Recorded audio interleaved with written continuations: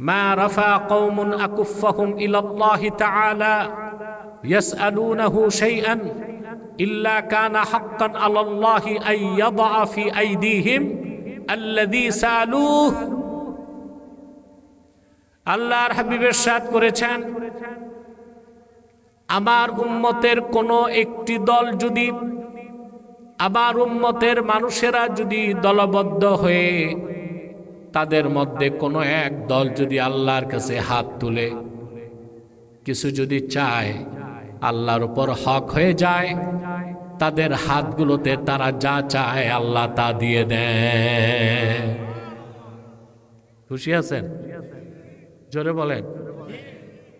তাই একটু পরে আমরা হাত তুলব, গুনাহ মাফ হবে, তওবাও কবুল হবে। এতে আমরা খুশি না বেজার? বেজার কে? শয়তান তো এখন ওয়াসওয়াসা দিবে। আমরা নেক নিয়ত করে শয়তানের নাপাক গালে চপেটাঘাত করতে পারি? আমরা নিয়ত করছি কিছুক্ষণ পরে আজকের মুনাজাত করে গুনাহ মাফ করে নিষ্পাপ বেহেশতি আল্লাহওয়ালা হয়ে বাড়ি যেতে চাই। কারা কারা হাত তুলে আল্লাহকে দেখান?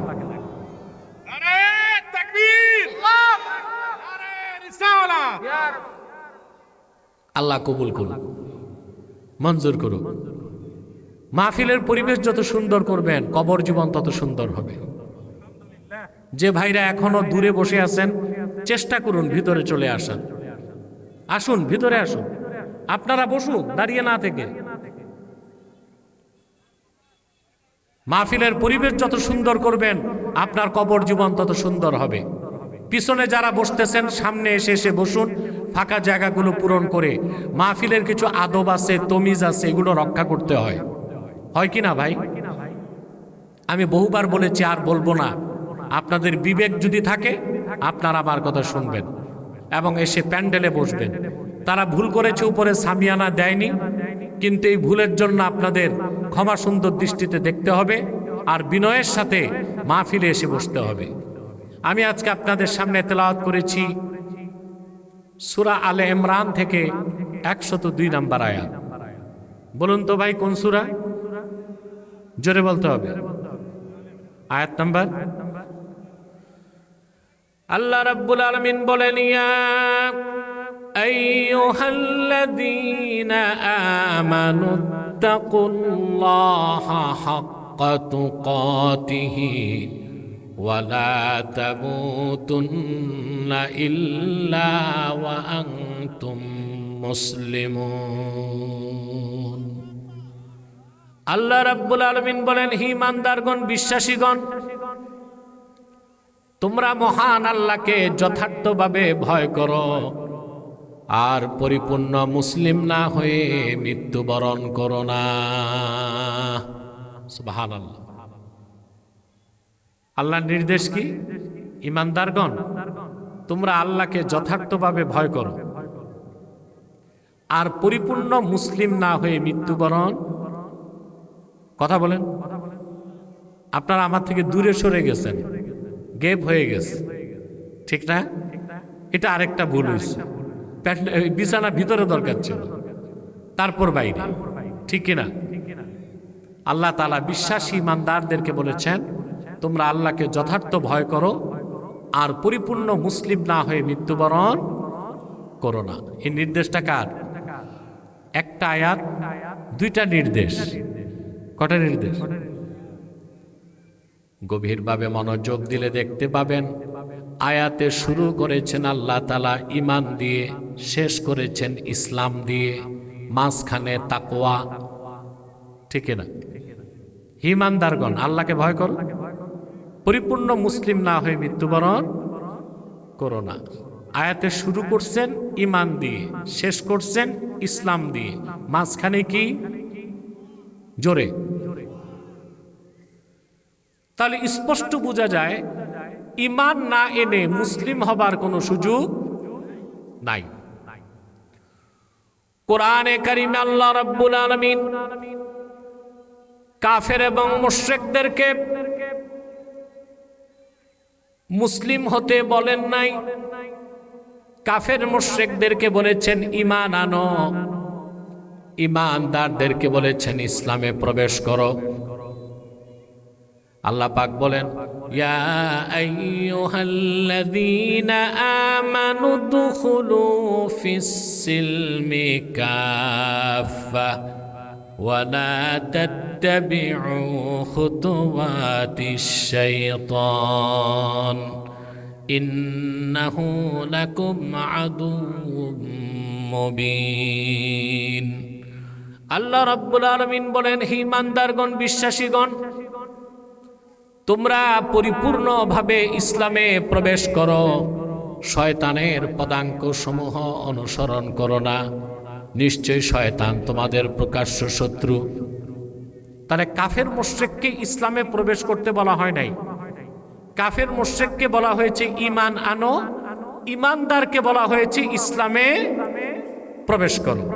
তারে বোঝা যাচ্ছে যেখানে ঈমান নাই ওখানে ইসলাম, জোরে, যেখানে ঈমান নাই সেখানে ইসলাম নাই। ঈমান এনে মুমিন হতে হবে, আত্মসমর্পণ করে মুসলিম হতে হবে। ঈমান ছাড়া ইসলামে প্রবেশ করার কোনো সুযোগ নাই। আল্লাহ কর্তৃক প্রেরিত, রাসূলুল্লাহ কর্তৃক আনিত দ্বীন ইসলাম, এটি তো একমাত্র সত্য দিন, দ্বীনে হক।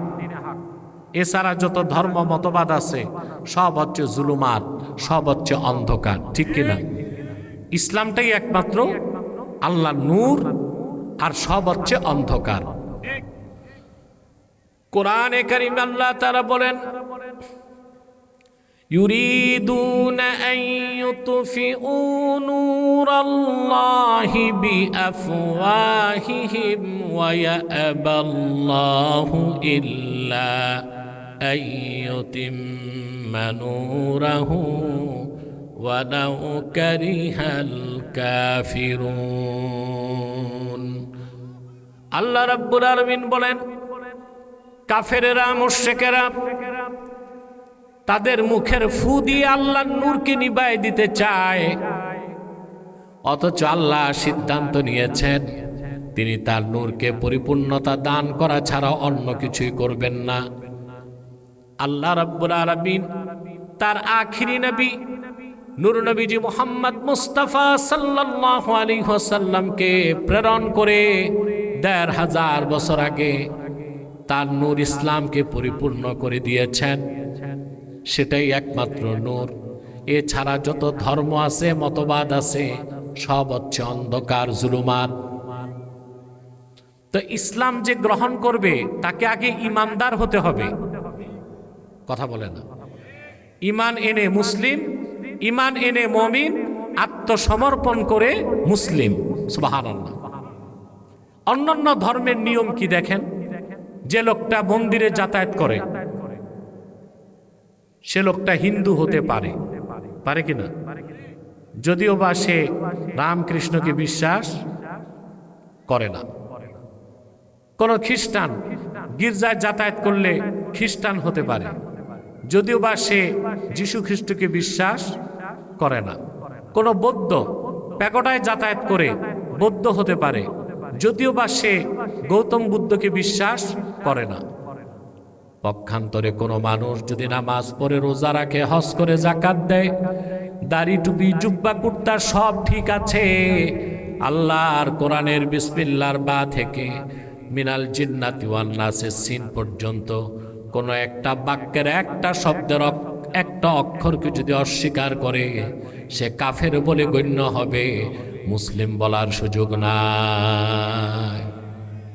মুসলিম হওয়ার সুযোগ, ইসলামের শুরুটাই ঈমান। কি? ঈমান এনে মুসলিম হতে হয়। ঈমান না এনে শুধু নামাজ রোজার মাধ্যমে মুসলিম হবার কোনো সুযোগ নাই।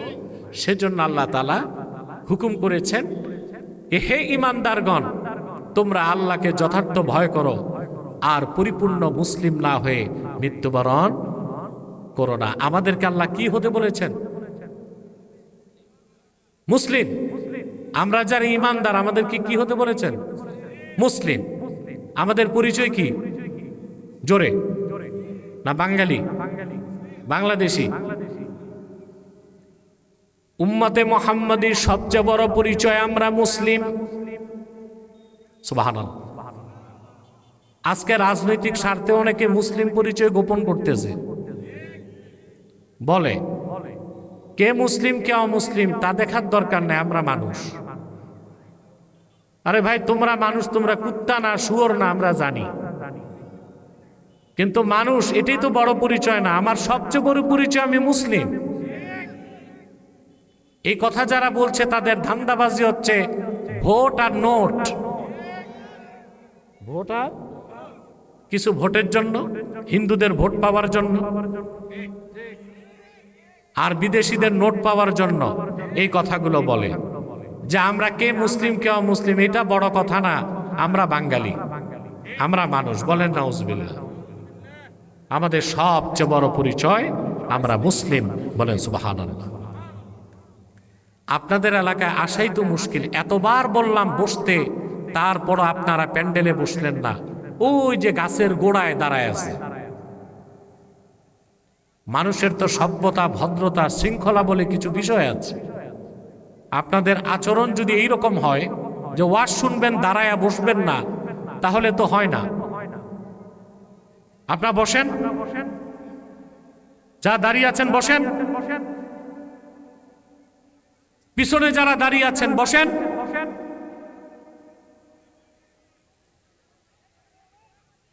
ফাঁকা জায়গাগুলো বাদ দিয়ে সামনে এসে বসেন। আপনাদেরকে বলছি যারা পিছনে বসেছেন সামনে এসে বসেন। প্রিয় ভাইরা, বলুন তো আমাদের বড় পরিচয় কি? জোরে। সবচেয়ে আশ্চর্যের বিষয়, পূর্বে যত নবী এসেছেন, আসছে না, তাদের ইমানদার উম্মতদের পরিচয় ছিল মুসলিম। সুবহানাল্লাহ বলে। কি পরিচয় ছিল? যেমন আমি একটা দৃষ্টান্ত দিচ্ছি। হযরত ঈসার প্রসঙ্গে আল্লাহ বলেন, ফালাম্মা আহাসসা ঈসা মিনহুমুল কুফরা ক্বালা মান আনসারি ইলাল্লাহ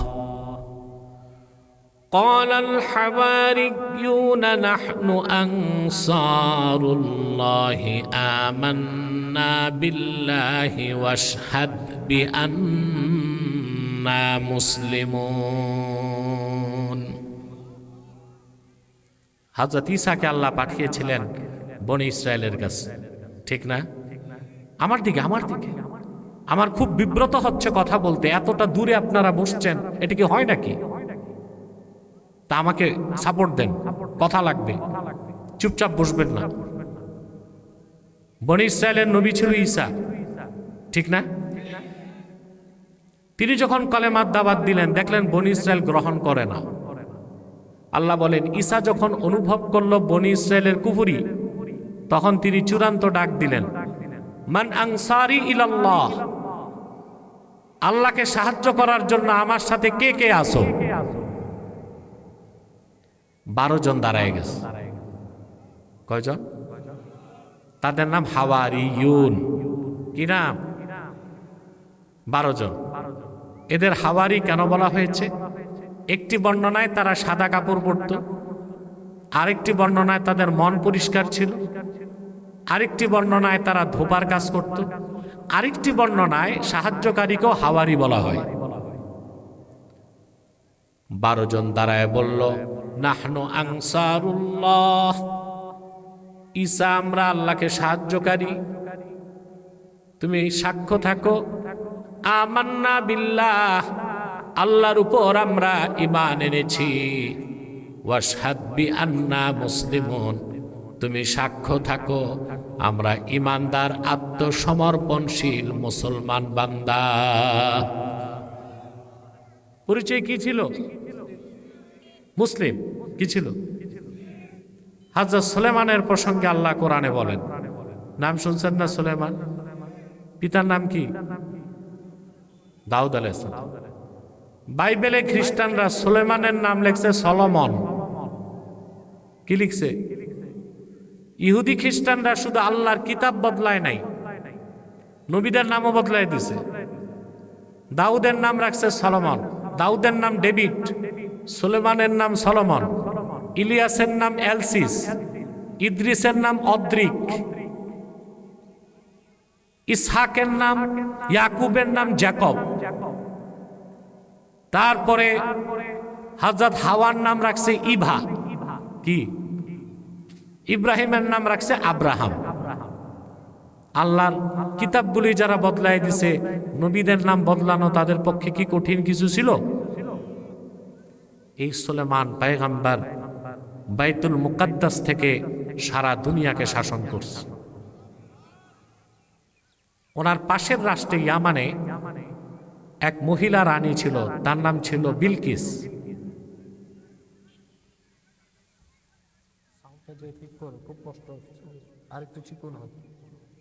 নাম কি ছিল? সাবার রানী। শুনছেন না? এই মহিলা ছিল সম্রাঙ্গী, বীরাঙ্গনা, প্রচন্ড সাহসী। হযরত সুলেমান তাকে কালেমার দাওয়াত দিলেন পত্রযোগে। কিসে? পত্রের ভাষা কি ছিল আল্লাহ বলেন, وَإِنَّهُ مِنْ سُلَيْمَانَ وَإِنَّهُ بِسْمِ اللَّهِ الرَّحْمَنِ الرَّحِيمِ أَلَّا تَعْلُوا عَلَيَّ وَأْتُونِي مُسْلِمِينَ। হযরত সুলেমান পত্রে লিখলেন, পত্রটি সুলেমানের পক্ষ থেকে শুরু করছি আল্লাহর নামে, যিনি রহমান ও রহিম। তোমরা আমার বিরোধিতায় ঔদ্ধত্য প্রদর্শন করো না, বরং ঈমান এনে মুসলিম হিসেবে আমার কাছে চলে আসো। পরিচয় কি ছিল? সুবহানাল্লাহ। পূর্বের নবীদের ঈমানদার উম্মতদের পরিচয় ছিল কি? আল্লাহ তাআলা ১৫০০ বছর আগে আখিরি নবী মুহাম্মদ মুস্তাফা সাল্লাল্লাহু আলাইহি ওয়াসাল্লামের মাধ্যমে দ্বীন ইসলামকে পরিপূর্ণ করে দিলেন। ১৫০০ বছর আগ থেকে আজ পর্যন্ত, আজ থেকে কিয়ামত পর্যন্ত এই দিনকে যারা বিশ্বাস করবে আল্লাহ তাদের নাম দিয়েছেন মুসলিমিন। আমাদের নাম কি? সুবহানাল্লাহ। না বাঙালি? মুসলমানকে ভৌগোলিক পরিচয় আলাদা করা যায় না।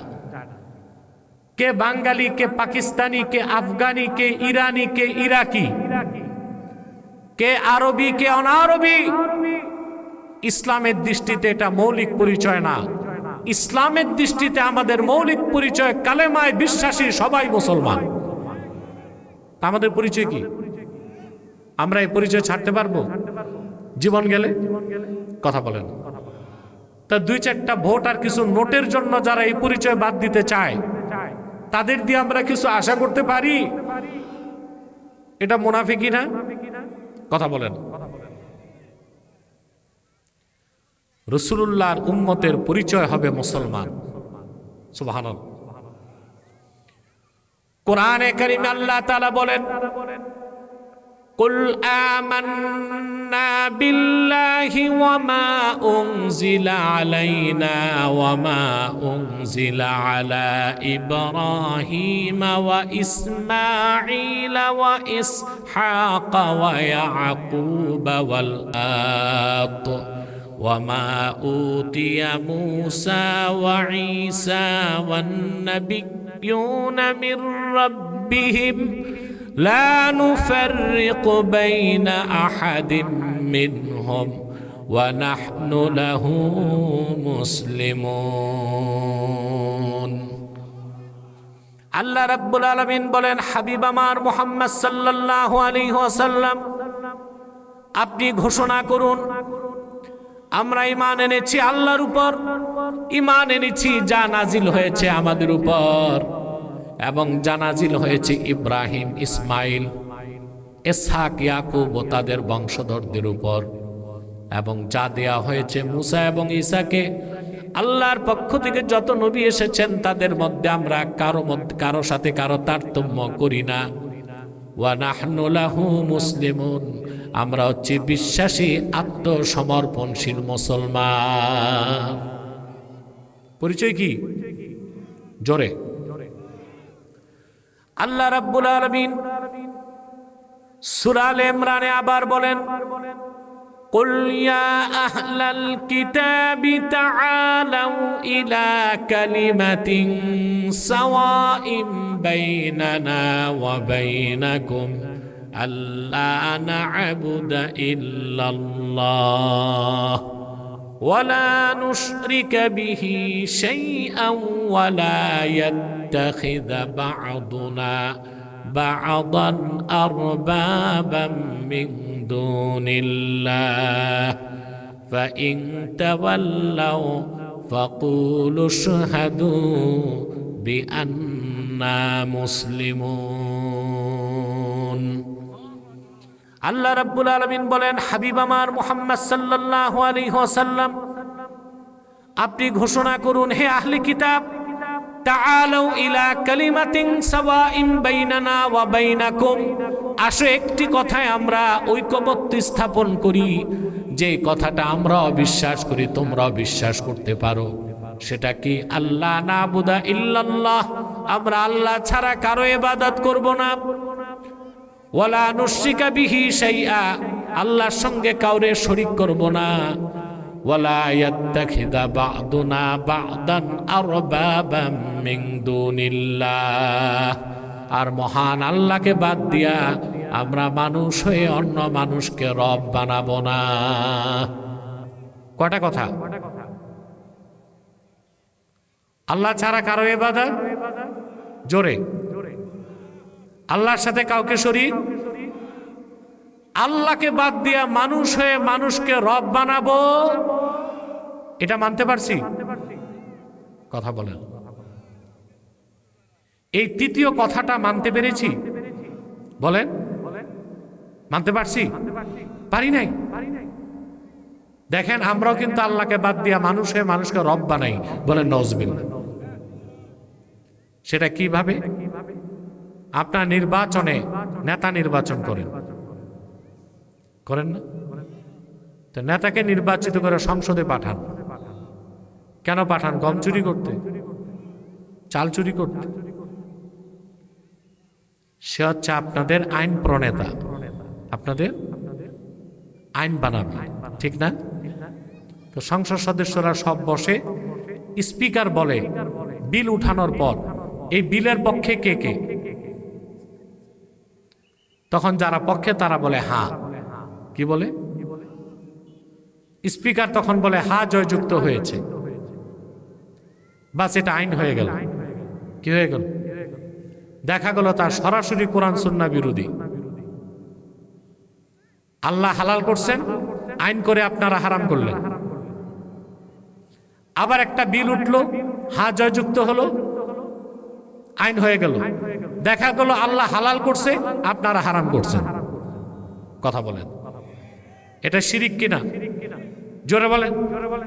তা আল্লাহকে বাদ দিয়া মানুষে মানুষকে রব বানাবার যে গুনাহ, এটা আমাদের মধ্যে আছে না নাই?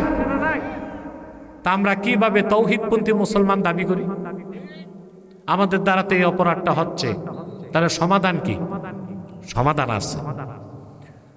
যদি সংবিধানের শুরুতে লিখে দেওয়া হয় বাংলাদেশ সংবিধানের মূল উৎস হলো কোরআন এবং সুন্নাহ,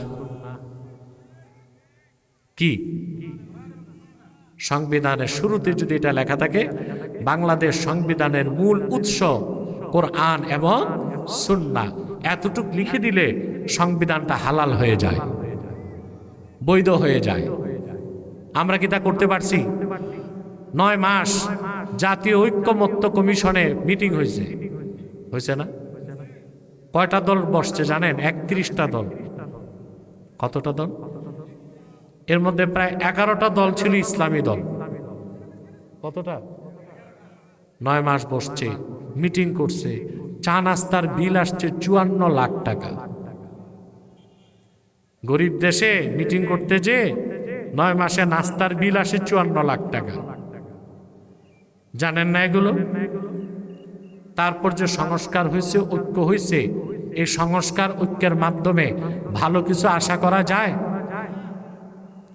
সবাই মিলে যদি একটা কথা মানায় নিতে পারতেন ঐকমত্য কমিশনে, যে বাংলাদেশ সংবিধানের মূল উৎস হবে কোরআন ও সুন্নাহ, তাহলে আমরা বড় ধরনের শিরকের গুনাহ থেকে বেঁচে যেতে পারতাম, ঠিক কিনা বলেন? তাহলে ইবাদত হবে কার? আল্লাহর সাথে কাউকে শরীক করা, আর আল্লাহকে বাদ দিয়া মানুষকে রব বানানো যাবে না। এই আয়াতে শেষে আল্লাহ বলেন ফাইন তাওয়াল্লাউ ফাকুলু শাহাদু বিআন্না মুসলিমুন। এই কথা থেকে যদি আহলে কিতাব তাদের মুখটা ফিরায় নেয়, মুসলমান তোমরা বলে দাও, আহলে কিতাব তোমরা সাক্ষ্য থাকো আমরা মুসলমান। তাহলে পরিচয় কি? তা আল্লাহর নির্দেশ কি? পরিপূর্ণ মুসলিম না হয়ে মৃত্যুবরণ। এখন আপনার কি পরিপূর্ণ মুসলিম হতে চান? তাকে তো বুঝতে হবে মুসলিম কাকে বলে, সংজ্ঞা কি। এতক্ষণ তো শুনলাম যে আমরা পরিপূর্ণ, এতক্ষণ শুনলাম আমাদের পরিচয় কি? মুসলমান। এটাই তো বড় পরিচয়। আল্লাহর নির্দেশ পরিপূর্ণ মুসলিম না হয়ে আমার সাক্ষাতে পরিপূর্ণ মুসলিম হবেন, হতে চান? সহজ ভাষায় কথাটিকে এভাবে বলা যায়, আল্লাহর আখিরি নবী নবীজি মুহাম্মদ সাল্লাল্লাহু আলাইহি ওয়াসাল্লাম আল্লাহর পক্ষ থেকে যে দ্বীন এনেছেন সেই দ্বীনকে বিশ্বাস করা হচ্ছে ঈমান। আর জীবনের সকল ক্ষেত্রে সেই দ্বীনের তাবেদারির নাম ইসলাম। বিশ্বাসের নাম কি? আর তাবেদারি? রাসূলুল্লাহর আনিত দ্বীনের তাবেদারি মানি আল্লাহর আনুগত্য। সুবহানাল্লাহ কইবেন। আর ঈমান আনার পর আল্লাহর আনুগত্যটাই ইসলাম। ঈমান আনার পরে যে আল্লাহর আনুগত্যকে বিনা প্রশ্নে মেনে নিল তার নাম মুসলিম। সুবহানাল্লাহ। কথাগুলো কি কঠিন না সহজ? কোরআনে কারীমে আল্লাহ তাআলা কিভাবে আল্লাহর আত্মসমর্পণ আল্লাহর কাছে করতে হয়, আনুগত্য প্রদর্শন করতে হয়, সেই দৃষ্টান্ত আল্লাহ তাআলা দিয়েছেন হযরতে ইব্রাহিম আলাইহিস সালামের মাধ্যমে। সুবহানাল্লাহ বলবেন। জাতির জনকের নাম কি? জোরে। মুসলিম জাতির জনকের নাম কি? মুসলমান যারে তাকে আব্বা বানাতে পারে, বাপ বানাতে পারে। সমস্ত দুনিয়ার মুসলমানদের রুহানি পিতা, আধ্যাত্মিক পিতা মুহাম্মদ সাল্লাল্লাহু আলাইহি ওয়াসাল্লাম। সমস্ত দুনিয়ার মুসলমানদের আদি পিতা আদম আলাইহিস সালাম। সমস্ত মুসলমানদের জাতির পিতা ইব্রাহিম আলাইহিস সালাম। যারে তারে মুসলমান বাপ বানাতে পারে না। এগুলো বিগত 16 বছর করছেন আপনারা, করছেন না? তওবা করা দরকার না? আল্লাহ আমাদেরকে তওবা নসিব করুক। বলুন আল্লাহুম্মা আমিন। জোরে বলেন আল্লাহুম্মা আমিন। হযরত ইব্রাহিমের মাধ্যমে আল্লাহ দৃষ্টান্ত দিলেন কিভাবে আত্মসমর্পণ করতে হয়। সুবহানাল্লাহ। আল্লাহ পাক বলেন ওয়া ইদ ক্বালা লাহু রাব্বুহু আসলিম ক্বালা আসলামতু লিরাব্বিল আলামিন। মুহাম্মদ সাল্লাল্লাহু আলাইহি সাল্লাম আপনি স্মরণ করুন যখন ইব্রাহিমের রব ইব্রাহিমকে বলল আসলিম, তুমি আত্মসমর্পণ করো, আনুগত্যের মস্তক নত করো। হযরত ইব্রাহিম বিনা শর্তে বললেন আসলামতু লিরাব্বিল আলামিন, আমি রাব্বুল আলামিনের জন্য আত্মসমর্পণ করলাম। তিনি যে আত্মসমর্পণ করলেন মুসলিম হিসেবে, তার পরীক্ষা হলো 10টা। কয়টা? জোরে বলেন সুবহানাল্লাহ। একটা দুইটা না, 10টা। 10টা পরীক্ষার মাধ্যমে তিনি প্রমাণ দিলেন তিনি মুসলিম, তিনি পরিপূর্ণ আত্মসমর্পণকারী। কোরআনে কারীম আল্লাহ তাআলা বলেন ওয়া ইযবিতালা ইব্রাহিম রাব্বুহু বিকালিমাতিন ফাআতাম্মাহুন قال إني جاعلك للناس إماما قال ومن ذريتي قال لا ينال أحد الظالمين। আল্লাহ রাব্বুল আলামিন বলেন মুহাম্মদ সাল্লাল্লাহু আলাইহি ওয়াসাল্লাম স্মরণ করুন ইব্রাহিমের রব ইব্রাহিমের যখন পরীক্ষা নিলেন। সুবহানাল্লাহ। সবগুলো পরীক্ষা ইব্রাহিম উত্তীর্ণ হয়ে যাবার পরে আল্লাহ ডাক দিয়া বললেন রে ইব্রাহিম, পরীক্ষায় তুমি সফল হয়ে গেছো, এবার আমি তোমাকে গোটা মানব জাতির জন্য নেতা বানায় দিব। তাহলে এখান থেকে বোঝা যায় মুসলমানদের নেতৃত্ব যে দিবে তাকে ঈমানের পরীক্ষায় উত্তীর্ণ হইতে হবে। আমাদের যারা নেতৃত্ব দেয় তারা ঈমানের পরীক্ষায় উত্তীর্ণ না, দুর্নীতির পরীক্ষায় উত্তীর্ণ। কথা বলেন, কিসে উত্তীর্ণ? কিভাবে চুরি করা যায়, জনগণরা ঠকানো যায়। কথা বলেন, দেশের টাকা লুটপাট করা যায়। আমাদের নেতারা এগুলো ভালো জানে। ঠিকটা তো ঠিক মতো বললা না? মুসলমানদের নেতৃত্ব যারা দিবে ঈমানের পরীক্ষা তাদেরকে পাশ হতে হবে। যাদের পিছনে আপনারা বাঙালি ঘুরেন, ইল্লা মাশা আল্লাহ, অল্প সংখ্যক ছাড়া, যাদেরকে আল্লাহ চাইছেন তারা ছাড়া আপনাদের অধিকাংশ নেতাই খুঁজলে দেখবেন ঈমানটাও নাই। হয় মুনাফিকুন, নয় মুশরিকুন, নয় কাফিরুন, কমসে কম চোর চোট্টা দুর্নীতিবাজ লম্পট। বাংলাদেশ ধ্বংসের মূলে এটা, ঠিক কিনা? আপনার সংবিধান পরিবর্তন করে কি করবেন? আগে মানুষের দিলকে বদলান। আগের সরকার 16 বছর বলে গেছে দিন বদলের চেষ্টা। দিন বদল করা যায়? দিন বদল কে করেন? আমরা দিল বদল করতে পারি। কি দিল? মানুষের দিলগুলো সংস্কার করুন, ভালো নেতা তৈরি করুন। কোরআন হাদিসের শিক্ষা ছাড়া ভালো নেতা তৈরি করা, মুসলমানকে যারা নেতৃত্ব দিবে অবশ্যই তাদেরকে ঈমানের পরীক্ষায় উত্তীর্ণ হইতে হবে। বলেন সুবহানাল্লাহ। ঈমানের পরীক্ষায় উত্তীর্ণ না হলে মুসলমানদের নেতৃত্ব দেওয়া সম্ভব না। বাংলাদেশে মাদ্রাসা আছে হাজার হাজার, মসজিদ আছে 3 লাখের উপরে।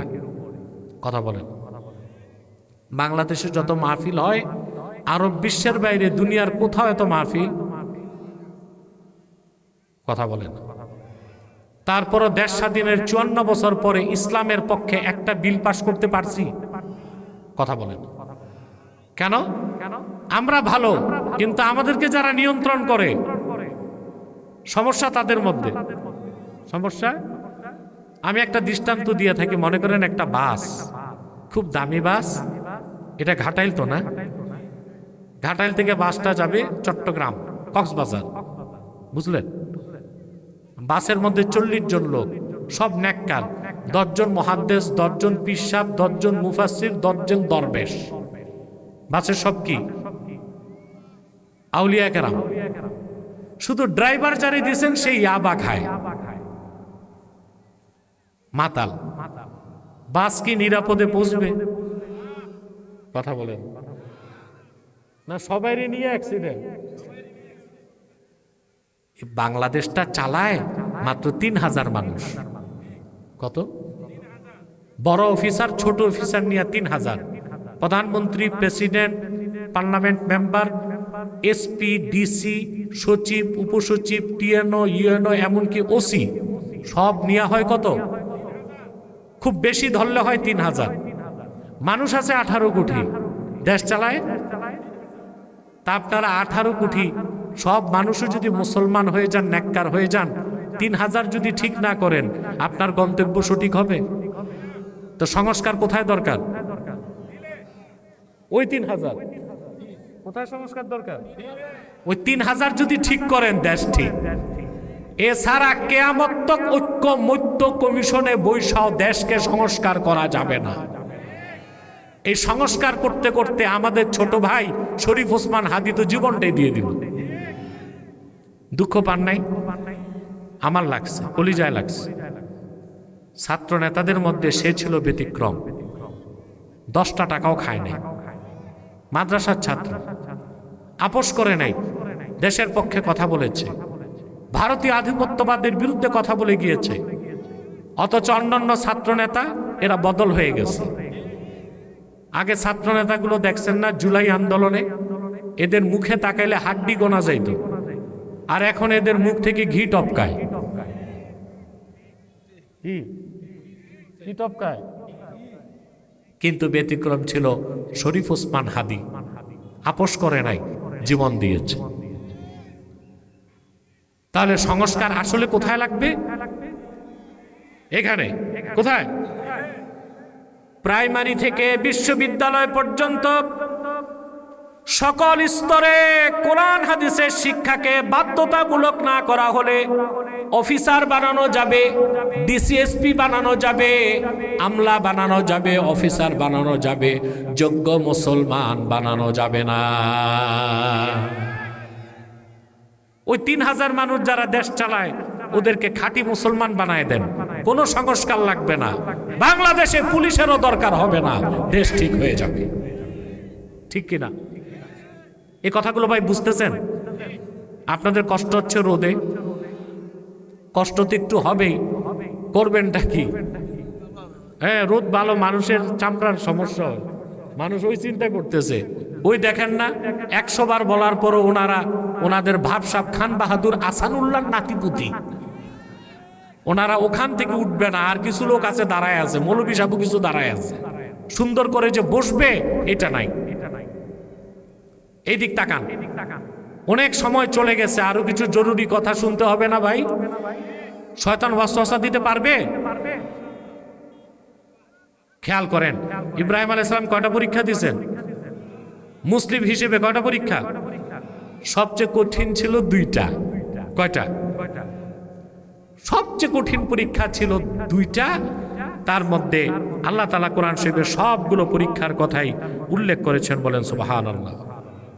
আল্লাহ হযরত ইব্রাহিমকে ডাক দিয়ে বলেন, ইব্রাহিম, তোমার বংশের গোষ্ঠীর দেশের সবাই তো মূর্তি পূজা করে, ওদেরকে আমার তাওহীদের দাওয়াত দাও। কথা বলেন। ইরাকের বাবেল নামক এলাকায় ছিল ইব্রাহিম আলাইহিস সালামের বাড়ি। তিনি একা তাওহীদবাদী, আর সব কি? কথা বলেন। নক্ষত্র পূজারী, চন্দ্র পূজারী, সূর্য পূজারী, অগ্নি পূজারী, মূর্তি পূজারী। এখন আর সে দেশে যে ছিল রাজা কুখ্যাত নমরুদ, সেও ছিল অগ্নি পূজারী। এই গোটা সমাজ ও রাষ্ট্রের বিরুদ্ধে তিনি একা দাঁড়াবেন, চিন্তা করেন, পরীক্ষাটা বড় না? তিনি তাদেরকে ডেকে বললেন, إذ قال لأبيه وقومه ما هذه التماثيل التي أنتم لها عاكفون। পিতাকে ও বংশের লোককে বললেন, তোমরা যে এই যে প্রতিমা মূর্তি নিজ হাতে বানাইছো, নিজেদের খোদা উপাস্য, এগুলোর ইবাদত করো কেন? এগুলো তো তোমরা তৈরি করছো, তারা তোমাদেরকে তৈরি করে না, তো এগুলো তোমাদের উপাস্য হয় কেমন করে? ওদের কাছে কোনো দলিল ছিল না, একটা যুক্তি দিছে। কি দিছে? জোরে বলেন। ওরা বলল, ক্বালু ওয়াজাদনা আবাআনা লাহা আবিদিন। বাপ দাদা পূর্বপুরুষকে দেখছি মূর্তি পূজা করতে, আমরাও করি। কথা বলেন।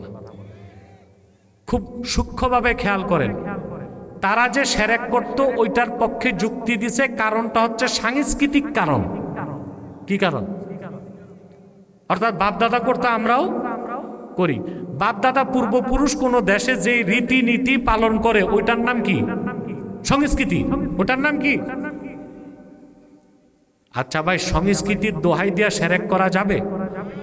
আমরা কি বাংলাদেশের সংস্কৃতির দোহাই দিয়া শিরক করি? জি। 21শে ফেব্রুয়ারি যে ফুল দিতে যান, কথা বলেন,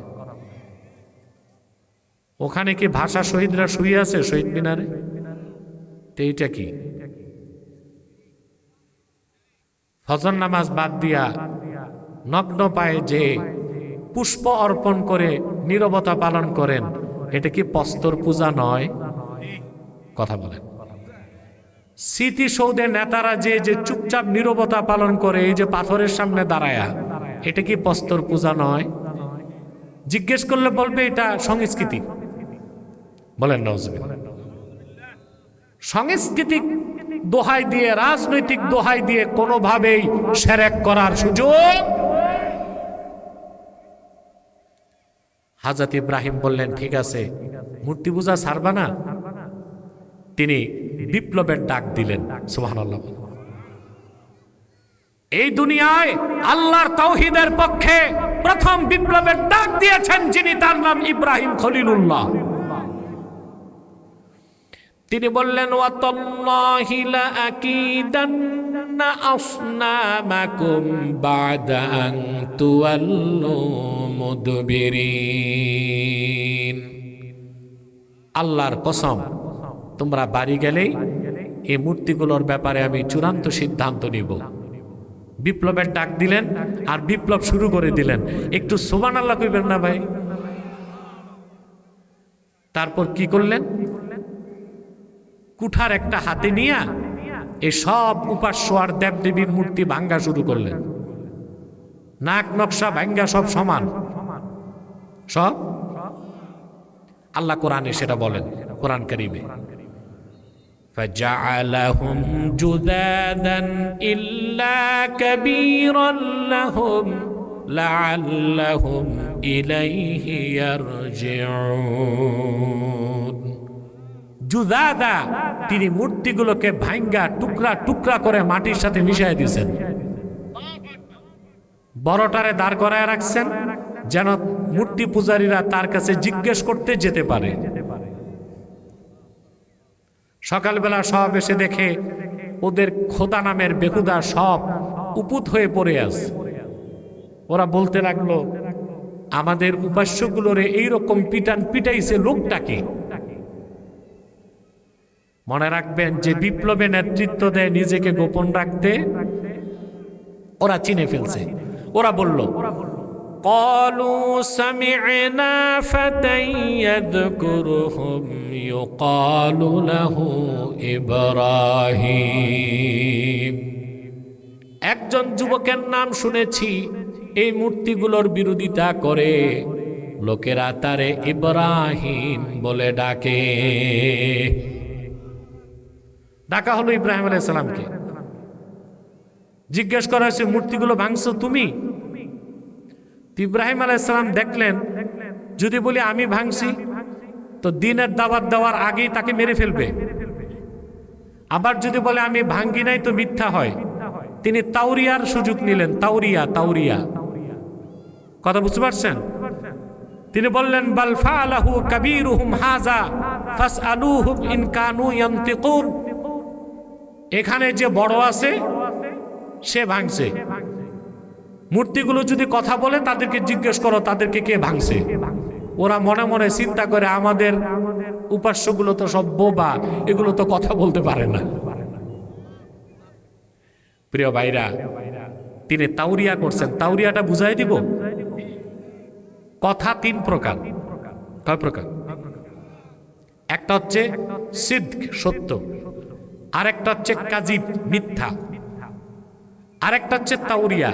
ইমাম বাইজাবি লেখেন, আল্লাযী ইয়াহতামিলুল মা'নায়াইন, আল কালামুল্লাযী ইয়াহতামিলুল মা'নায়াইন, যে কথা দুইটা অর্থ রাখে, একটা মনে একটা বাইরে। একটা মনে, এটারে কি বলা হয়? এটা বিপদে পড়লে জায়েজ আছে। বিপদে পড়লে শিখাই দিব। কথা বলেন।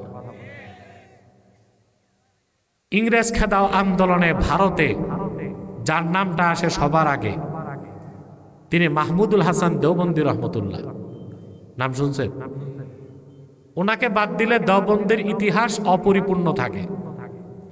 ওনার হাতে গড়া ছাত্র ছিল হযরত হোসেন আহমদ মাদানী রহমতুল্লাহ। নাম শুনছেন? তো মাহমুদুল হাসান দেওবন্দি যখন ইংরেজ বিরোধী আন্দোলন করতেছেন, ইংরেজরা আসছে তাকে ধরতে, ইংরেজ পুলিশ। বুঝছেন? মাহমুদুল হাসান দেওবন্দি রহমতুল্লাহ ইংরেজদের দ্বারা অ্যারেস্ট হয়েছেন এবং 2 বছর কারাগারে ছিলেন মাল্টাতে। কোথায়? গ্রেফতার তো হয়েছে উস্তাদ, কিন্তু উস্তাদ একা জেলখানায় থাকবে কি করে এটা চিন্তা করে হোসেন আহমদ মাদানী রহমতুল্লাহ স্বেচ্ছায় কারাবরণ করছেন উস্তাদের খেদমত করতে। এরকম শাগরেদ পাবেন এখন দুনিয়ায়? কথা বলেন।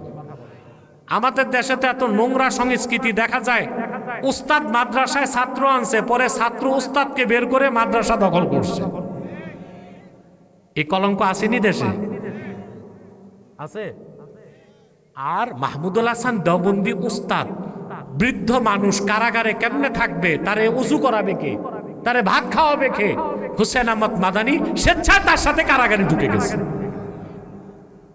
তো মাহমুদুল হাসান দেওবন্দিকে যখন গ্রেফতার করতে আসছে আগে ইংরেজরা, তো এসে পুলিশ ওনাকে জিজ্ঞেস করতেছে মাহমুদুল হাসান কাহা, তান বলতে পারতেছে না আমি মাহমুদুল হাসান। কয় ভাই কুছদের ঠেরো, কয় দাঁড়াও। পুলিশকে দাঁড় করায় উনি দূরে যে থুতু ফেলছে, থুতু ফেলে দূরে দাঁড়ায় বলতেছে কুছদের পেহলে তো মাহমুদুল হাসান यही पे थे, কিছুক্ষণ আগে তো মাহমুদুল হাসান এখানেই ছিল। কথা বলেন, নিজের কথাই বলতেছে, আগে যেখানে ছিল ওই জায়গা দেখাইতেছে, আমি মাহমুদুল হাসান বলতেছে না, একটু আগে তো এখানেই ছিল। সুবহানাল্লাহ। পুলিশ তো ফাঁকি খাইছে, মাহমুদুল হাসানকে খুঁজতেছে, আর মাহমুদুল হাসান সেফ এক্সিট। তো বিপদে পড়লে তাউরিয়া করা কি আপনাদের দরকার আছে? আপনাদের কিছু মানুষের বউ আছে দারোগাটায়, গোয়েন্দার চেয়েও বেশি প্রশ্ন করে, কি করছো, কই গেছো, কেন, কিন্তু, যদি, তবে জান কাহিল করে দিবে, কথা বলে না। তখন মাঝে মধ্যে তাওরিয়ার প্রয়োজন হইতে পারে। হযরত ইব্রাহিম তাওরিয়া করলেন যে বড় ভাঙছে, যে বড় সে ভাঙছে, মনে মনে আমি তো বড়, আর ওরা ভাবছে বড় মূর্তি। আবার বলছে যে ভাঙছে কে, ওদেরকে জিজ্ঞেস করো। বলতে তো পারে না যে আমাদের খোদাগুলো কথা কয় না, নাউজুবিল্লাহ কইবেন না। সংবাদ চলে গেল নমরুদের কাছে, নমরুদ ক্যাবিনেট বসাইছে। কি ওরা সিদ্ধান্ত নিয়ে বলল ক্বালু হাররিকুহু ওয়ানসু আলিহাতাকুম ইন কুনতুম ফাইলিন। এত বড় কাজ, এত সাহস, ইব্রাহিমকে একটা শাস্তি দিতে হবে, তাকে তোমরা আগুনে জ্বালাও। নাউজুবিল্লাহ কইবেন না। আর তোমাদের ইলাহগুলোকে সাহায্য করো যদি তোমরা আসলেই কিছু একটা করতে চাও।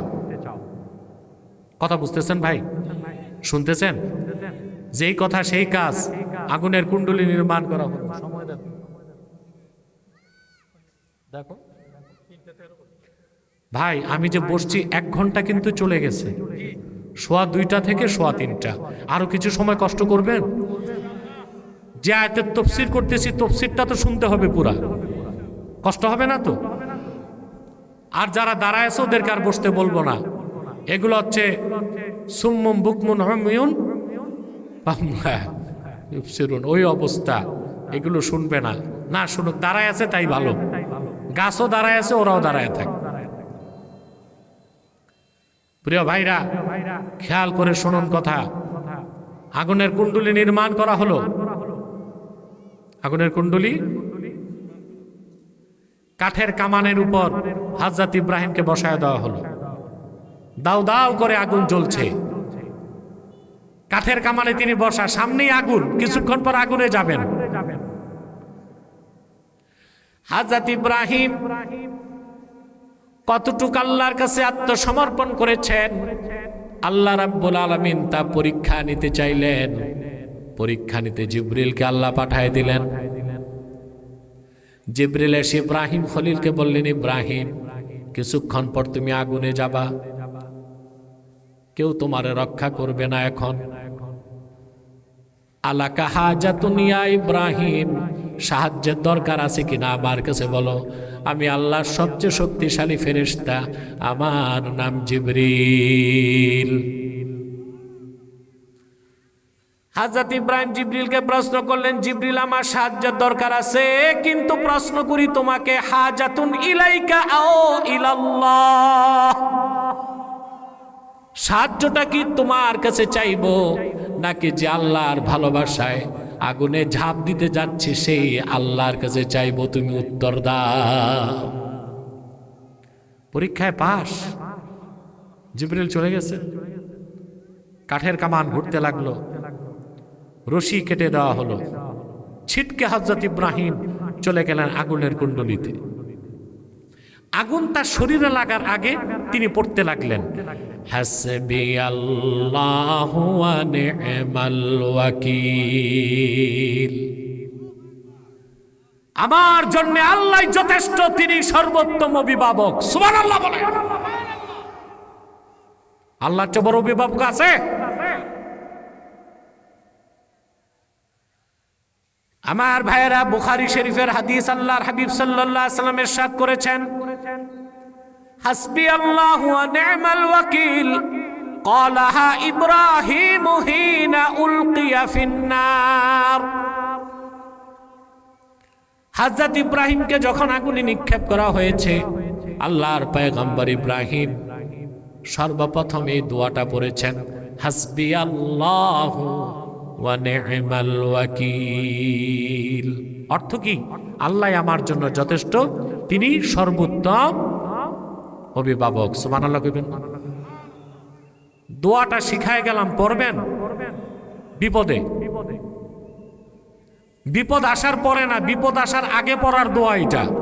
এই দোয়া সকাল সন্ধ্যা পড়লে আর বিপদ। সুবহানাল্লাহ বলবেন। পুরা দোয়াটা হাদিস শরীফে আসছে, আমি কি বলে দিব? কথা বলে না, পড়েন আমার সাথে। হাসবি আল্লাহু লা ইলাহা ইল্লা হুয়া আলাইহি তাওয়াক্কালতু ওয়া হুয়া রাব্বুল আরশিল আযীম। ফজর নামাজের পরে যে বান্দা 7 বার পড়বে, মাগরিবের পর 7 বার পড়বে, 24 ঘন্টার জন্য আল্লাহ তাকে নিরাপত্তার চাদরে ঢেকে দিবেন। এমন ভাবে লেমিনেটেড হয়ে যাবে বান্দা, কোনো জাদুটোনা, খুন খারাপি, বুলেট বোমা, বিপদ আপদ 24 ঘন্টা তার কাছে আসতে পারবে না। পড়বেন তো ওটা। ফজরের পর কয়বার? মাগরিবের পর 7 বার। ফজর নামাজ বাদ দিয়া নাকি? ফজর নামাজ পড়ে 7 বার, মাগরিব নামাজ পড়ে 7 বার। এই দোয়াটা পড়বেন না ইনশাআল্লাহ, বিপদ মুক্ত থাকতে পারবেন ইনশাআল্লাহ। চলে গেলেন আগুনে, মুহূর্তের মধ্যে আল্লাহ তাআলা আগুনকে সবুজ বাগান বানায় দিলেন। তিনি যাকে বাবা বলতেন আজার, প্রাসাদের ছাদ থেকে তাকায় দেখে আগুনের কুণ্ডলীর ভিতরে সবুজ বাগানে হযরত ইব্রাহিম হাঁটতেছেন। আফসোস করে সে বলল, সুবহানাল্লাহ, আফসোস করে সে বলল, নি'মার রাব্বু রাব্বুকা ইয়া ইব্রাহিম। ওরে ইব্রাহিম, তোমার রব কত উত্তম রব, তিনি তো একমাত্র রব এবং সত্য রব, তিনি উত্তম অভিভাবক। আমরা তোমারে আগুনে দিলাম, আর সেই আগুনের মধ্যে তোমার জন্য তিনি সবুজ বাগান বানায় দিলেন। একটি বর্ণনায় 3 দিন পর, আরেক বর্ণনায় 7 দিন পর, তাবারিখে তাবারিতে এসছে 40 দিন পর। ওই মতটা মওজু। 3 দিন বা 7 দিন পর তিনি আগুন থেকে বেরিয়ে আসলেন। এটা দেখে অনেক মানুষ মুসলমান হয়ে গেছে। আল্লাহ নির্দেশ করছেন, ইব্রাহিম এবার তুমি ইরাক ছাড়ো, ইরাক ছাড়ো, ইরাকের বাবেল। মনে থাকবে তো? ওনার আপন ভাতিজা ছিল লূত আলাইহিস সালাম, তাকে তিনি পাঠিয়ে দিলেন জর্ডান, আর তিনি সন্তান স্ত্রীদেরকে নিয়ে মিশর হয়ে চলে গেলেন কেনান। কোথায়? ফিলিস্তিন। আবার আল্লাহর পক্ষ থেকে 10 পরীক্ষার শেষ পরীক্ষা চলে আসলো। সুবহানাল্লাহ বলবেন।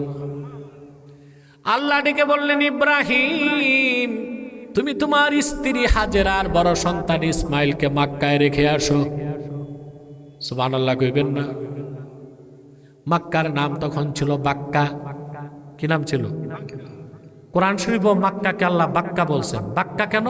বাক্কা ইয়াবুক্কু তাবুক্কু মানে চূর্ণ বিচূর্ণ করা। সুম্মিয়াতিল মাক্কাতু বিবাক্কাতা লিআন্নাহা তাবুক্কু আনাকাল জাবাবেরা। মক্কাকে বাক্কা বলা হয় এই জন্যে, যত জালেম শাসক মক্কায় ঢুকতে চাইছে, মক্কা তাদের গর্দানগুলো চূর্ণ করে দিছে। সুবহানাল্লাহ। গেলেন তিনি মক্কায় স্ত্রী আর সন্তান নিয়ে, যে দেখেন কোনো মানুষ নাই, ঘর নাই, বাড়ি নাই, খাবারের পানিও নাই, কিন্তু হুকুম কার? ইসলাম মানে কি? আল্লাহর হুকুমের সামনে মস্তক নত করা। কি কেন কিন্তু যদি খোঁজার সুযোগ, হযরত হাজেরাকে বসায় দিলেন, তিনি কোলের মধ্যে দিয়ে দিলেন ইসমাইলকে, মুখটা ফিরিয়ে চলে যাচ্ছেন। বুখারী শরীফের হাদিস, ফানাদাতহু উম্মু ইসমাইল, ইসমাইলের মা ডাক দিলেন তাকে। একবার, দুইবার, তিনবার কোনো জবাব নাই। চতুর্থবার হাজেরা বললেন, ওহে ইব্রাহিম, জনমানব শূন্য নির্জন মরুভূমির মধ্যে রেখে যাচ্ছেন, এই সিদ্ধান্ত কি আপনার না আল্লাহর ফয়সালা? এবার ইব্রাহিম আলাইহিস সালাম ঘুরে বললেন, ওহে হাজেরা, মনে রেখো আল্লাহর খলিল ইব্রাহিম আল্লাহর হুকুমের বাইরে একটা কদম ফেলতে পারে না। তারপরের ঘটনা আপনারা জানেন। পানি খুঁজতে তিনি গেলেন সাফা মারওয়ায়, 7 বার দৌড়ালেন, ফিরে আসলেন সন্তানের কাছে। দেখেন ইসমাইলের পদাঘাতে আল্লাহ জমজম কূপ তৈরি করে দিয়েছে। জমজম পানি তিনি পান করলেন, সন্তানকে পান করালেন। ইয়ামানের এক বিখ্যাত বংশ ছিল জুরহাম। কি নাম? এদিক তাকান, এদিক তাকান। জুরহাম। তারা মক্কা শরীফ দিয়ে যাচ্ছিল, পানির সন্ধান পেয়ে তারা আসছে। এসে দেখে যেখানে জমজম কূপ সেখানে বসে আছেন স্বর্গীয় চেহারাদারী এক নারী, আর তার কোলে হীরকখণ্ডের চেয়েও সুন্দর এক শিশু বাচ্চা। ওরা বুঝে গেল এই নারী কোনো সাধারণ নারী নয়। এসে বলল, মা, পানি তৃষ্ণায় জীবন চলে যাচ্ছে, অনুমতি দিলে একটু পানি পান করব।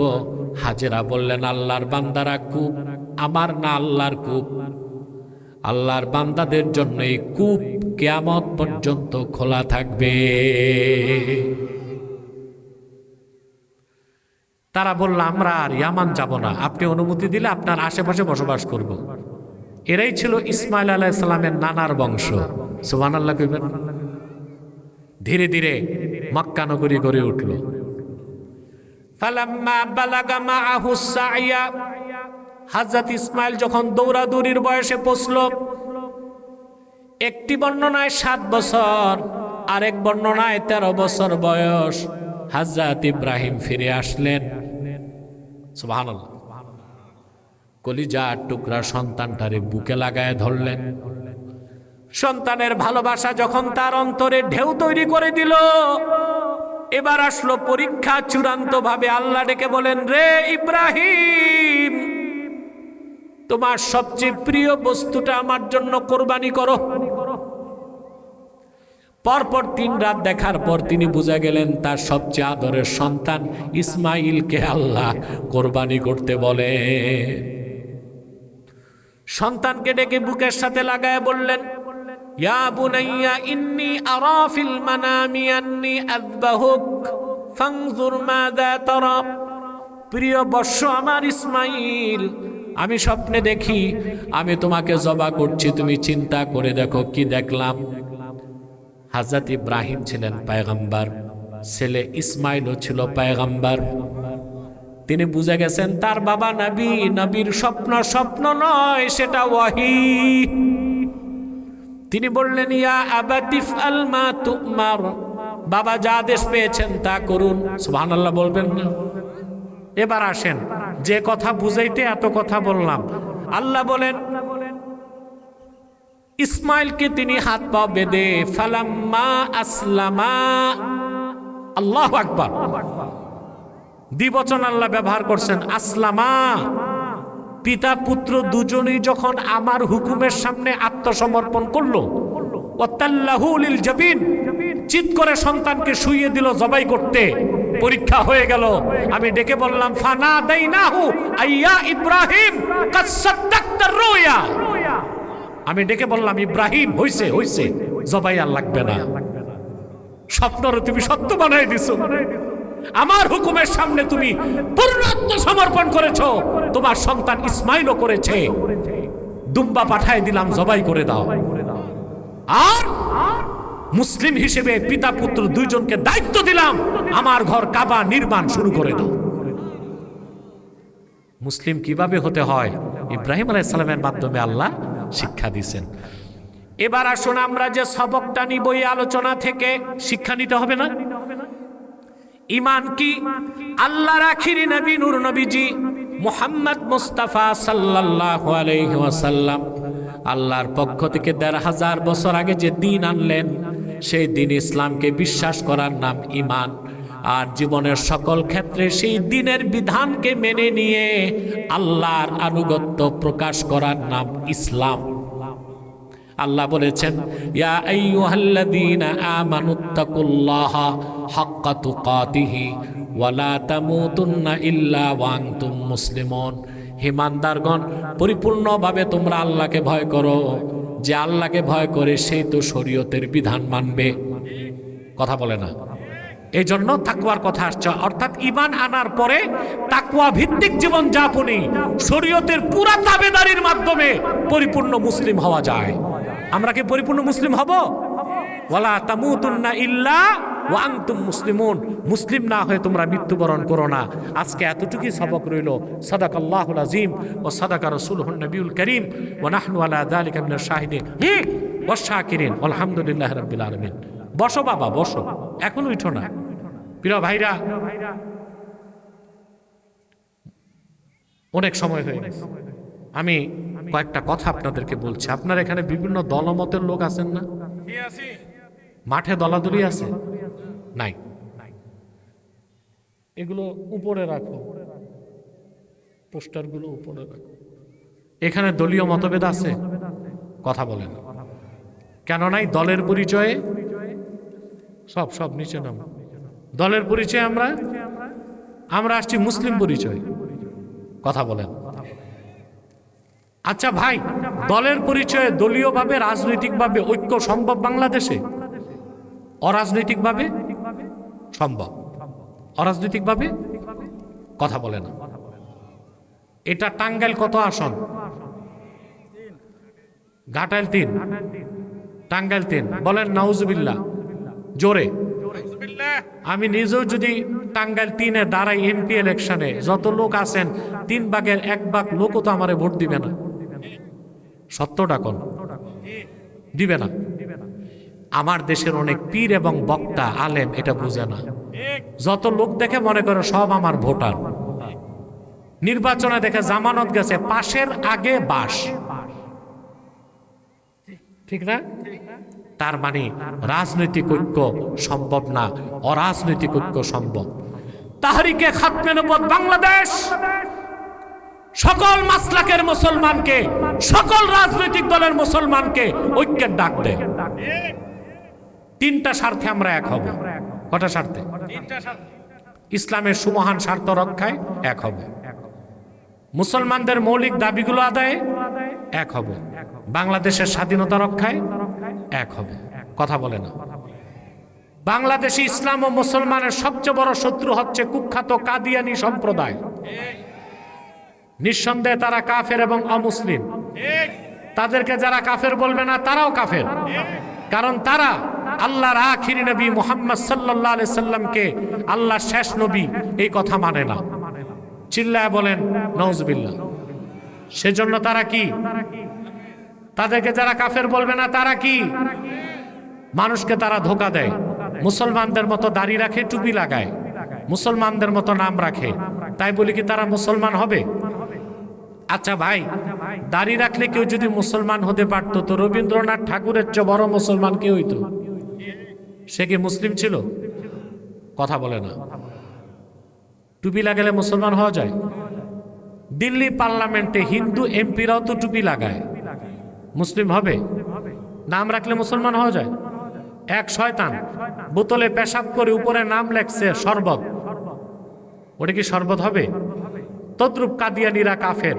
আব্দুল আউয়াল, আব্দুস সামাদ, মুবাশশির আলী, কবির চৌধুরী, শাহরিয়ার কবিরা, নিঝুম মজুমদার, এসব নাম রাখার দ্বারা তারা মুসলমান হতে পারে না।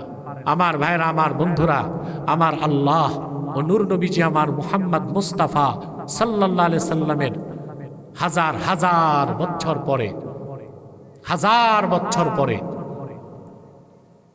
ইংরেজ আমলে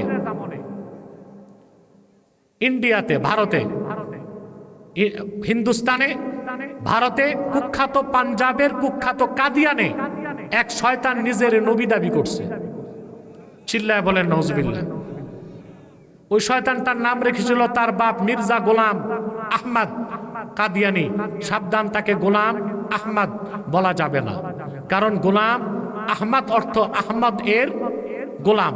কোন কাফের কোনদিনও গোলাম আহমদ এর গোলাম হতে পারে না। আর কাদিয়ানের কাজ্জাব ছিল শেষ দরজার কুখ্যাত কাফের। সে গোলাম আহমদ এর গোলাম ছিল না, সে ছিল কুখ্যাত শয়তানের কুখ্যাত গোলাম। তোমরা ডিস্টার্ব করো কেন সাইদুল? চুপচাপ বসো না, কথা শুনতেছেন? কাদিয়ানের কাজ্জাব, মিথ্যা নবুয়তের দাবিদার, ইংরেজদের পা চাটা গোলাম মির্জা গোলাম শয়তান কাদিয়ানির উপর গজব এসেছে 1908 সালে। যখন গজব এসেছে, কাদিয়ানের কাজ্জাব, মিথ্যা নবুয়তের দাবিদার, ইংরেজদের পা চাটা গোলাম মির্জা গোলাম শয়তান কাদিয়ানি 1908 সালে ধ্বংস হয়ে কুখ্যাত জাহান্নামের কুখ্যাত কুকুরে পরিণত হয়েছে। তার অনুসারীরাও ধ্বংস হয়েছে। বর্তমানে কিছু কাদিয়ানি বাংলাদেশে আছে। নাম পরিবর্তন করে করে তারা ধোঁকা দিতে মিথ্যা পরিচয় দেয়। কখনো নিজেদের পরিচয় দেয় আহমদী জামাত, কখনো বলে আহমদিয়া জামাত, কখনো বলে আহমদী সম্প্রদায়, কখনো বলে আহমদিয়া সম্প্রদায়, কখনো বলে আহমদী মুসলিম জামাত, কখনো বলে আহমদিয়া মুসলিম জামাত। সাবধান, যত কাদিয়ানি ছিল আছে থাকবে, তারা কেউ আহমদী জামাত নয়, আহমদিয়া জামাত নয়, আহমদী সম্প্রদায় নয়, আহমদিয়া সম্প্রদায় নয়, আহমদী মুসলিম জামাত নয়, আহমদিয়া মুসলিম জামাত নয়, তারা শয়তানি জামাত, কুখ্যাত জাহান্নামের কুখ্যাত কুকুরের দল। আমাদের সকল দলের একটাই দাবি, অনতিবিলম্বে স্বাধীন বাংলায় শয়তান কাদিয়ানীদেরকে রাষ্ট্রীয়ভাবে অমুসলিম ঘোষণা করতেই হবে, করতেই হবে, করতেই হবে। এই দাবি আদায়ে যদি জান ও মাল দেবার ডাক আসে, কারা কারা প্রস্তুত আছেন হাত তুলে দেন। প্রিয় ভাইরা, প্রিয় ভাইরা, এই শয়তান কুখ্যাত কাফের কাদিয়ানী সম্প্রদায় বাংলাদেশে 100টা সেন্টার করছে। কতটা? সবচেয়ে দুঃখ পাবেন, আপনাদের ঘাটাইলেও একটা আস্তানা করে ফেলছে। এটা লজ্জার বিষয় না? তারা তাদের উপাসনালয়কে মসজিদ বলে, তাদের উপাসনালয় শয়তানি আস্তানা, ওটা মসজিদ হইতে পারবে? পারে না। বাংলাদেশে ভাই হিন্দু বৌদ্ধ খ্রিস্টান আছে না? তাদের বিরুদ্ধে আমরা মিছিল করি কেন? করি না, তারা অমুসলিম পরিচয়ে আছে। অথবা কাদিয়ানীরা তাদের চেয়েও বড় কাফের, তারা মুসলিম পরিচয় দিতে পারবে না, অমুসলিম পরিচয়ে থাকতে হবে। হিন্দু বৌদ্ধ খ্রিস্টান তাদের উপাসনালয়কে মসজিদ বলে, মন্দির, প্যাগোডা, গির্জা বলে। অতএব কাদিয়ানীদের উপাসনালয় মসজিদ হতে পারে না, সেটাও একটা নিকৃষ্ট শয়তানি আস্তানা। তাদেরকে অর্থনৈতিক সহযোগিতা করবেন না? করবেন? করেন? জি করেন। প্রাণ কোম্পানির যত জিনিস তাদের, সেজান কোম্পানির জুস তাদের, RFL এর পণ্যগুলো তাদের, প্রথম আলো নামে প্রথম অন্ধকার পত্রিকা, ডেইলি স্টার, ভিশন, এগুলো তাদের। এগুলো ধরবেন না, কিনবেন না, বেচবেন না, মনে থাকবে মুসলমান। আরেকটা ফেরকা মাথা চারা দিছে আপনাদের টাঙ্গাইল থেকেই, হিজবুত তাওহীদ। এটা একটা শয়তানি জামাত, এটা হিজবুত তাওহীদ না, হিজবুত শয়তান। এরা বলে নামাজ হচ্ছে ট্রেনিং, উজু থাকলেও নামাজ হবে, উজু ছাড়াও নামাজ হবে। তারপর বলে দাজ্জাল বলতে কিছু নাই, আমেরিকায় দাজ্জাল। কেন বলে এটা জানেন? দাজ্জাল হত্যা করতে কে নামবে? ঈসা। নবী পরিচয় না, উম্মত পরিচয়। তো ঈসা যে নামবে, অস্বীকার করা কি? কুফরি। এটা তো বলতে পারে না, বলে দাজ্জাল নাই, তার মানে ঈসা নামার দরকার কি? তারপরে তারা পরিভাষাগুলো বদলাচ্ছে। ইসলাম বলে না, বলে ইসলাম। ইমাম বলে না, বলে এমাম। কিতাব বলে না, বলে কেতাব। নামাজ বলে না, বলে নমাজ। এই ভণ্ড ফেরকা থেকে দূরে থাকতে পারবেন না ইনশাল্লাহ। আরেকটি অমুসলিম সম্প্রদায় আমাদের স্বাধীনতায় হাত দিতে চায়, এটা হচ্ছে খ্রিস্টান মিশনারির ঈসাই জামাত। এরা বাংলাদেশে ঈসাই জামাত নামে পরিচিত, মূলত এরা খ্রিস্টান। এরা কি? বলেন খ্রিস্টান। এরা নিজেদেরকে বলে যে আমরাও মুসলমান, ঈসাই মুসলমান। তার মানে এরা বলতে চায় এরা ঈসার উম্মত মুসলমান। ঈসার উম্মত মুসলমান না খ্রিস্টান? ৭৮ সাল থেকে এই পর্যন্ত তারা ২.৫ লক্ষ পরিবারকে খ্রিস্টান বানাইছে। তাদের টার্গেট হচ্ছে বাংলাদেশের একটা অংশকে আলাদা করে তারা খ্রিস্টান রাষ্ট্র বানাবে। হতে দিবেন?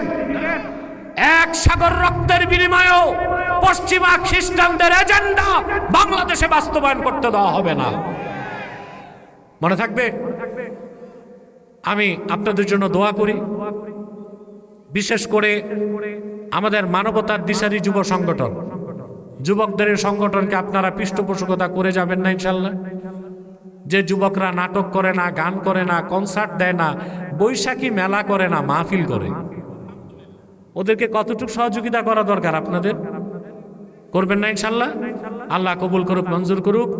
আমি এখন মোনাজাত করব। সভাপতি সাহেব কিছু বলবে? আমার কিছু কিতাব স্টেজে আছে। নির্বাচিত তাফসির প্রথম খণ্ড, সূরা ফাতিহার তাফসির, এটা কিনবেন। নির্বাচিত তাফসির দ্বিতীয় খণ্ড, সূরা ইখলাস ও সূরা ইনশিরাহের তাফসির, টাক দেখো। আর দরবার পরিচিতি, মাদ্রাসা পরিচিতি আছে, নিয়ে যাবেন ইনশাআল্লাহ।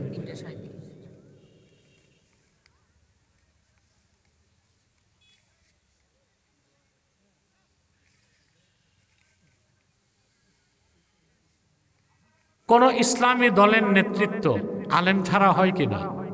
না, ইসলামী দলের নেতৃত্ব যোগ্য আলেমকে দিতে হবে। যে আলেম না, তারে মসজিদের ইমামতি দেওয়া যায়? কেন দেওয়া যায় না? নামাজ হবে না। তো ইমামত কোনটা বড়? মসজিদেরটা ইমামতে সুগরা আর রাষ্ট্রেরটা ইমামতে কুবরা। এটা ছোট ইমামতি আর দেশেরটা বড় ইমামতি। তো ছোট ইমাম যদি গায়ের আলেম না চলে, বড় ইমাম গায়ের আলেম চলে? এক বক্তা বলেছে কলব বাম বুকের নিচে নয়, কলব থাকে মস্তিষ্কে। যে বক্তা বলছে কলব থাকে মাথায়, আমি বলি তার মগজ হাঁটুতে। কলব এখানে, এটা কোরআন শরীফের আয়াত দিয়ে প্রমাণিত। কলব মাথায় না বুকে। আল্লাহ বলছেন ইন্নাহা লা তা'মাল আবসার ওয়ালাকিন তা'মাল কুলুবুল্লাতী ফিস সুদূর। কাফেরেরা কপালের চোখে অন্ধ না, দিলের চোখে অন্ধ। যেই চোখ আছে সিনায়। সুদূর, সুদূর সাদরুনের বহুবচন সুদূর, আর রাসুদের বহুবচন রুউস। আল্লাহ রুউস বলেন নাই, সুদূর বলছেন। তা আল্লাহর কথায় কলব কি মাথায় না সিনায়? এই পাগলা পাগল হয়ে গেছে।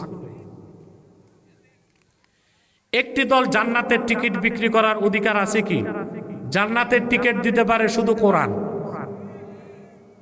প্রচলিত পশ্চিমা রাজনীতি করে জান্নাতের টিকিট তো দূরে থাক, ছোটখাটো জাহান্নামে যাওয়া যায় কিনা তাই তো প্রশ্ন। হাদিয়ার বিপরীতে চুক্তি করে অথবা নির্দিষ্ট পরিমাণ টাকা নিয়ে ওয়াজ করা জায়েজ কিনা? ফাতোয়া অনুযায়ী জায়েজ, তাকওয়া অনুযায়ী ঠিক না। রাসূল সাল্লাল্লাহু আলাইহি ওয়াসাল্লাম বলেছেন তোমরা গোফকে ছোট করো এবং দাড়িকে লম্বা করো। কিন্তু দেখা যাচ্ছে একটি দলের অধিকাংশ নেতারই গোফ বড়, দাড়ি ছোট। এরা সুন্নত বিরোধী আমল করতেছে। বর্তমানে হা ভোট না ভোটের সুফল কুফল কোরআন ও হাদিসের আলোকে বর্ণনা করুন। আমার চেয়ে বেশি অরাজনৈতিক ব্যক্তি রাজনীতির কথা এত বেশি কেউ বলে নাই। কথা বুঝে না।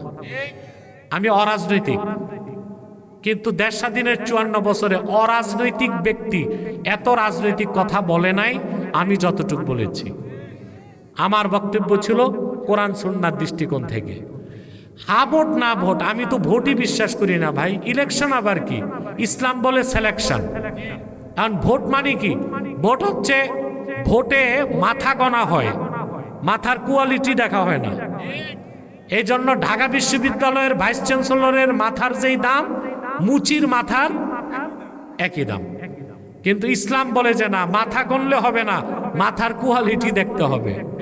ভালো মানুষরা সিলেকশন ভোট করবে, তারা নেতা নির্বাচন করবে।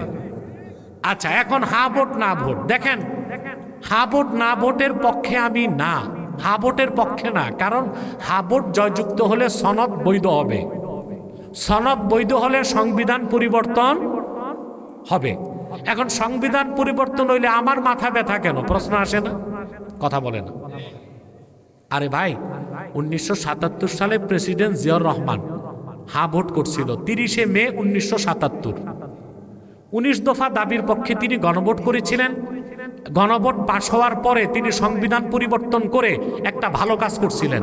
সংবিধানে লিখছিলেন বিসমিল্লাহির রহমানির রহিম, আর লিখছিলেন রাষ্ট্রের, বাংলাদেশের রাষ্ট্রের মূল নীতি মহান আল্লাহর প্রতি আস্থা ও বিশ্বাস। বর্তমান সনদে এই কথা নাই। এখন যদি হা জয়যুক্ত হয়, সনদ জায়েজ হয়, সংবিধানে যে আল্লাহর প্রতি আস্থা ও বিশ্বাস এই কথাটা বাদ দিতে হবে না? এটা কি কোনো মুসলমান চাইতে পারে? কারণ আপনারা হা ভোট কেমনে দিবেন? দিতে তো হবে না ভোট। কথা বলেন। যাক, আর বলছি না কিছু। ইস্তেগফার পড়ুন 11 বার। যে লোকগুলো দাঁড়ায় ছিল এরা বসলে কিন্তু আমাদের বিছানা ভরপুর হয়ে যেত, কিন্তু এই লোকগুলোকে বসানো গেল না। এর মধ্যে ঘোড়া রোগ আছে, ঘোড়া রোগ। ঘোড়া বসতে পারে না, দাঁড়ায় ঘুমায়। এই স্বভাব এদের, আমি জানতাম না, এটা ঘাটাইলে এসে দেখলাম। সে যাই হোক, মুনাজাতে সবাই শরীক হন। 11 বার ইস্তেগফার